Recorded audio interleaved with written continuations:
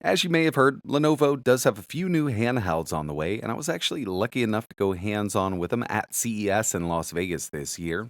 This video is going to be kind of quick, but we're going to be talking about a few things, mainly their new SteamOS powered Legion Go S. This is the one that I'm most excited about, and I know a lot of you may be also. Basically, what we've got here is the first out of the box third party SteamOS powered handheld to hit the market. And I think what Lenovo has done here is pretty awesome. We do have these dual stage triggers around back, so we can go from a hair trigger to a linear trigger. One of my favorite things here is the display. It's an 8-inch 120 hertz display that supports VRR. We've also got front facing stereo speakers. There's a little trackpad built in that works way better than I thought it would. RGB around those analog sticks, dual USB Type-C up top, 3.5mm audio jack. Obviously, we've got a power button, volume rocker. Down here, we've got a micro SD card slot, and this is actually going to be coming with a pre-installed 2242 M.2 SSD. But don't worry, because there's actually enough room in here to add a 2280 M.2 SSD, so you can easily upgrade that storage for much cheaper. And of course, when it comes to the APU, this is using the new AMD Ryzen Z2 Go. This is exclusive to Lenovo for their Go devices, and it is a bit on the lower end side when you consider these newer HX 370 powered devices. But I do think that this makes sense, especially given a price point of $499. That's for their base model with SteamOS installed. And I think we may be seeing more SKUs down the road. If this sells well, I do believe that we'll see upgraded versions. But right now, we've got the AMD Ryzen Z2 Go. 4 cores, 8 threads, up to 4.3 gigahertz, and a 12 CUI GPU. This is a custom chip from AMD, but it really does look like those graphics are actually the 680M graphics, so it's using an RDNA 2 based iGPU. This thing's definitely not going to outperform the Ryzen AI 9 HX 370, but it will outperform what's in the Steam Deck right now for sure. Again, this is the first out of the box SteamOS powered third party device to hit the market, and I do think that we're going to see more manufacturers jump on board if this thing sells well. I'm actually really excited about it. The next one on the list is also known as the Legion Go S, but instead of running SteamOS, this is going to be running Windows. It is coming in with a heftier price tag, but I was able to test out a few games on this. It does run pretty decently.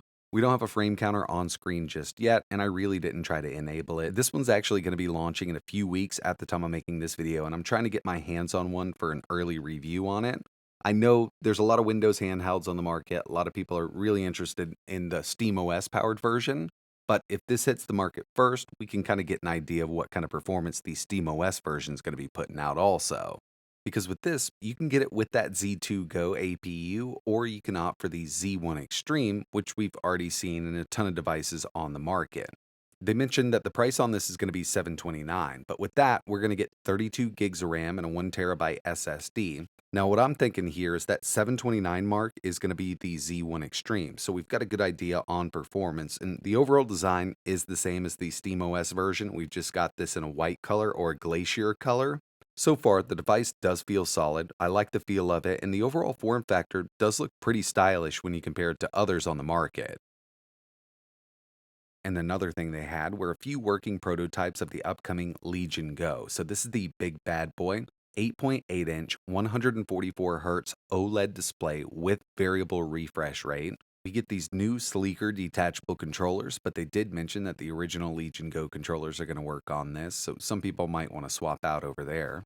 It will have that same FPS mode built in, so you can use these controllers detached. One of them's going to work kind of like a mouse, dual USB Type-C, and it kind of led me to believe that we've got dual USB 4. It's got that built-in trackpad. I mean, this thing does look super sleek. I really love the new design. It still feels like a Legion Go, but just in a much more sleeker design.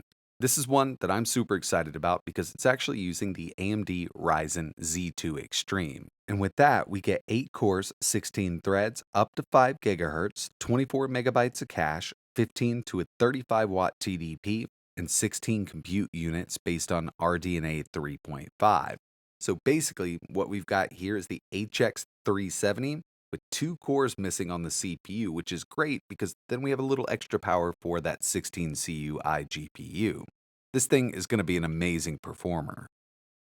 Personally, I think it's really nice to see more handhelds hit the market. Loving this 8-inch display here, 120 hertz, and it supports VRR, something we've been really wanting, on a cheaper device. And with the SteamOS version coming in at $499, I think this could be a really good choice for a lot of people out there. But we definitely need to get our hands on these to see how they perform. And as soon as I'm able, I will put out more videos showing off some gameplay. But until then, I'd love to know your thoughts in the comments below.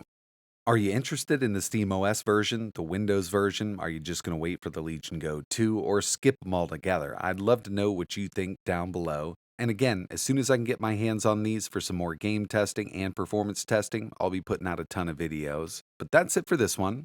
Like always, thanks for watching.